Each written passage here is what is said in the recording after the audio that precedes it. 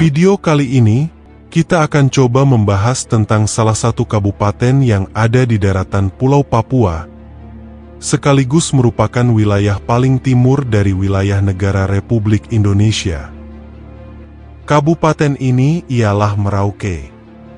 Kabupaten Merauke adalah salah satu kabupaten sekaligus menjadi ibu kota Provinsi Papua Selatan. Ibu kota kabupaten ini terletak di distrik Merauke. Kabupaten ini merupakan salah satu kabupaten terluas. Sebelum dimekarkan pada tahun 2002, Kabupaten Merauke adalah induk dari Kabupaten Bovendigul, Asmat, dan Mapi. Artinya, Kabupaten Merauke sebelum tahun 2002 mencakup seluruh wilayah yang sekarang menjadi Provinsi Papua Selatan. Untuk membahas sejarah kabupaten di luar Pulau Jawa, agaknya sedikit berbeda dalam pembabakannya. Seperti ketika masa Hindu-Buddha, tidak semua daerah-daerah di Indonesia memiliki petunjuk atau peninggalannya, contohnya Kabupaten Merauke ini. Catatan tertua mengenai daerah ini ialah, ketika pada tahun 1644, Abel Tasman seorang pelaut dari Belanda dan anak buahnya melewati Selat Mariana dan Sungai Bian. Mereka juga melihat sungai besar yang kemudian dinamakan River de Oranye atau Sungai Oranye. Kemungkinan besar sungai tersebut adalah Sungai Maro. Mengenai penamaannya, nama sebenarnya dari Merauke adalah Ermasu, yang artinya tikungan sungai. Sedangkan kota Merauke berasal dari kata Maroeke, yang artinya, itu Sungai Maro. Ketika itu, orang Belanda yang pertama datang mendengarnya dengan sebutan Merauke. Maka mulai dari saat itu hingga sekarang, nama tersebut dinamakan Merauke. Wilayah yang dihuni sebagian besar oleh suku Mandobo, suku Marind Anim, suku Mombum, dan suku Yahrai, memiliki awal sejarah ketika orang-orang Belanda memiliki nafsu untuk menguasai wilayah selatan Papua.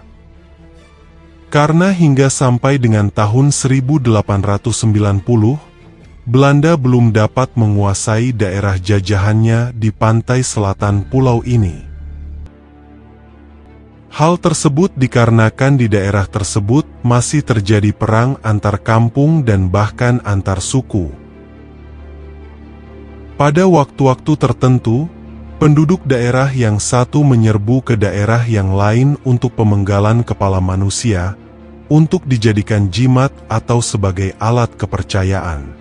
Dalam hal ini, orang Marind yang juga disebut Tugeri, sering menyerbu ke wilayah Irian Timur milik Inggris, dan hal ini berlangsung sampai tahun 1890. Yang menimbulkan reaksi keras dari pejabat Inggris terhadap pemerintah Belanda. Pihak Belanda menjawab reaksi tersebut dengan mengadakan kontrak pelayaran dengan KPM, yaitu Maskapai Pelayaran Kerajaan Belanda. Maka pada bulan November 1891, berlayarlah kapal Mrs. Van Galen ke pantai selatan. Membawa calon kepala pos pemerintah bersama Pastor Van der Heyden, untuk membuka pos pemerintah dalam upaya mengawasi dan mengakhiri pemenggalan suku Marind ke wilayah milik Inggris. Nampaknya sulit untuk membuka pos pemerintah, karena kondisi daerah dan penduduk yang masih asing. Pada bulan November 1892, kapal De Zwal membawa Residen Ternate dan calon kepala pos Sarira, yaitu Van Ahe, bersama 10 anggota polisi, 10 pegawai pertanian, dan orang-orang narapina ke Sarira, dan membangun rumah berpagar untuk tempat perlindungan. Sedangkan Residen Ternate dan Pastor Van der Heyden kembali dengan kapal De Zwal untuk kembali ke Maluku. Keadaan ini tidak berlangsung lama, karena pada tanggal 20 Desember 1892, Pos Sarira diserang orang Tugeri atau Marind pada malam hari, di mana 10 orang cedera dan seorang terbunuh serta semua barang dicuri habis. Kepala Pos Van Ahe gagal dalam upayanya mendirikan pos pemerintah di Sarira, sehingga pada tanggal 6 Januari 1893, mereka terpaksa harus meninggalkan Sarira dengan kapal Champuigs untuk pulang ke Maluku. Setelah Van Ahe melaporkan kejadian di Sarira, pemerintah Belanda tidak tinggal diam, tetapi sebaliknya, Belanda mengirim kapal-kapalnya melintasi pantai selatan Irian untuk mencari dan mendapatkan tempat baru dalam usaha pembuatan pos pemerintah. Di antaranya pada bulan Desember 1899, kapal api yang bernama Pel melakukan pendaratan di dekat Yobar. Mereka diserang oleh orang Marind. Peristiwa ini mengundang reaksi keras dari pihak Belanda dengan mengirimkan suatu ekspedisi hukuman pada bulan Desember 1900 dengan kapal yang lengkap untuk menyerang orang Marind dan berlayar sejauh 25 mil ke pedalaman Sungai Kumbe dan kemudian melanjutkannya sejauh 42 mil ke pedalaman Sungai Maro. Kemudian pada tahun 1901, kapal Belanda lainnya berlayar sejauh 60 mil ke pedalaman Sungai Maro yang bertujuan untuk mencari tempat yang cocok bagi pendirian pos pemerintahan. Setelah kembali ke Maluku, maka pada tanggal 21 Januari 1902 dengan keputusan pemerintah Hindia Belanda nomor 27 untuk membangun suatu pos militer di Merauke. Pos itu akan diisi oleh 4 orang perwira, 160 orang serdadu, 1 tenaga administrasi dan 1 orang tenaga medis.